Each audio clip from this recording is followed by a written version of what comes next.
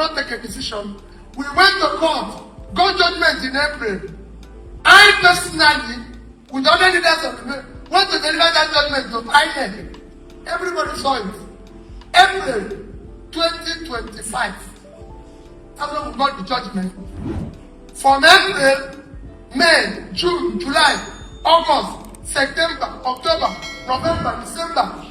They said as long as I'm there, if you don't know today, the federal government of Nigeria does not want me, Peter Obi, to be a candidate of any party, but I'll be candidate.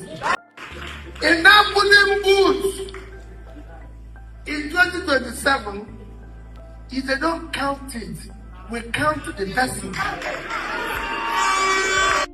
There is a special kind of calm that comes when a man believes he was wronged.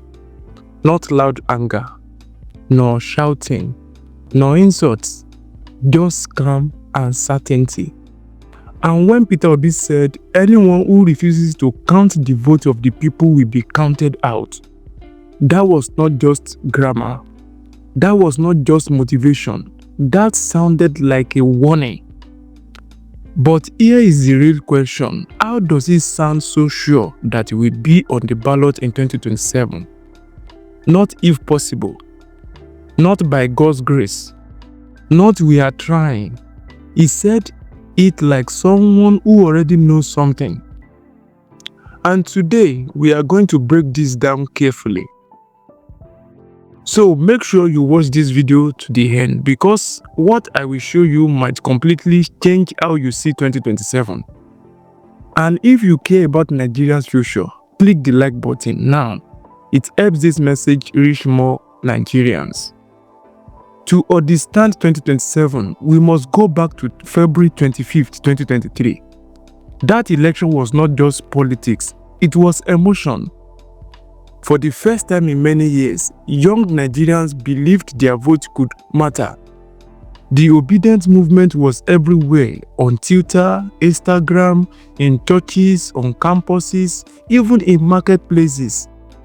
People who never voted before registered. Many Nigerians felt this time maybe things will change.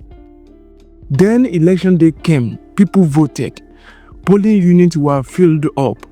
There was excitement, but then results started coming in. Don't forget there was beavers glitches, INEC portal issues, controversies here and there, and court cases. And eventually, Bola Ahmed Tinubu was declared winner. For Peter Obi supporters, it was not just a loss. It felt like something was taken. Whether you agree or disagree with me, one thing is very, very clear. That election left a deep wound, and wounds like that don't disappear before the next election. They grow up.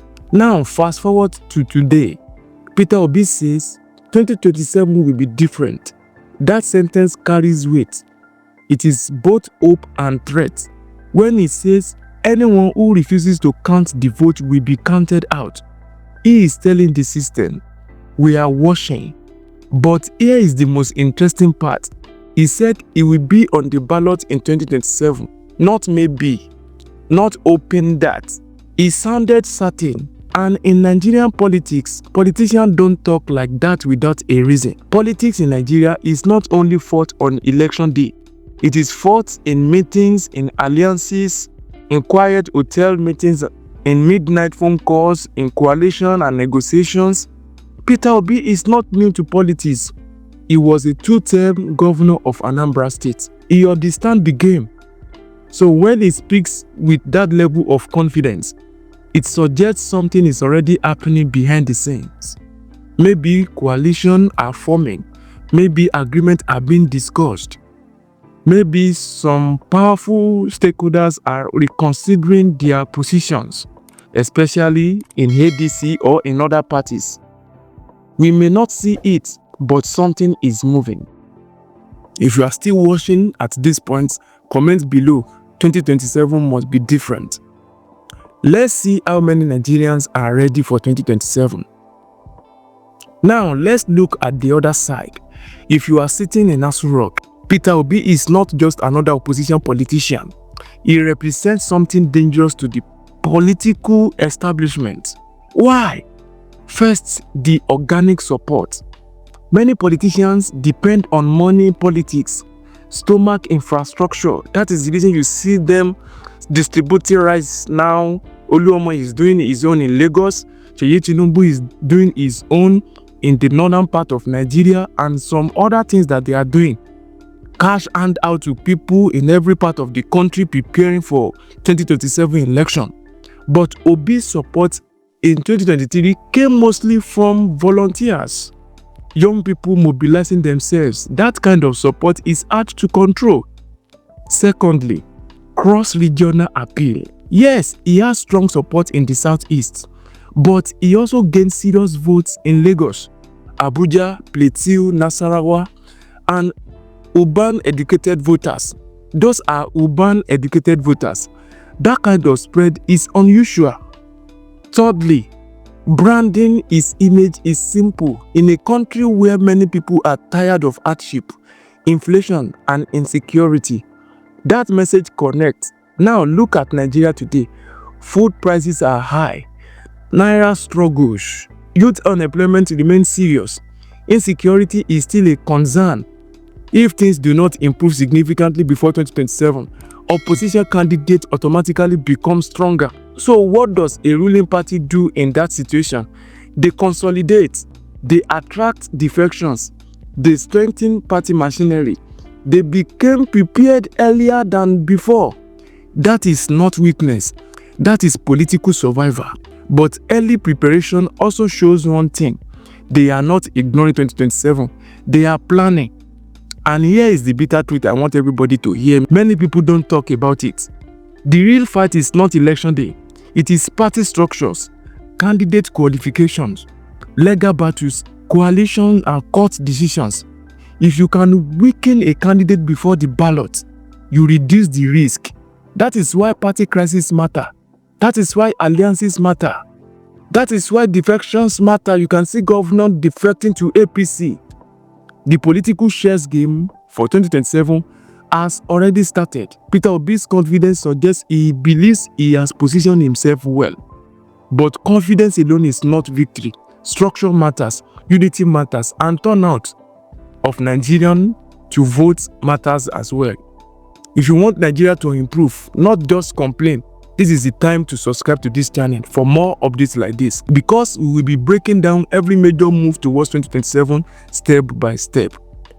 Now let's remove emotions. Let's talk reality. 2027 will not be won by speeches. It will not be won by Twitter trends. It will not be won by hunger alone.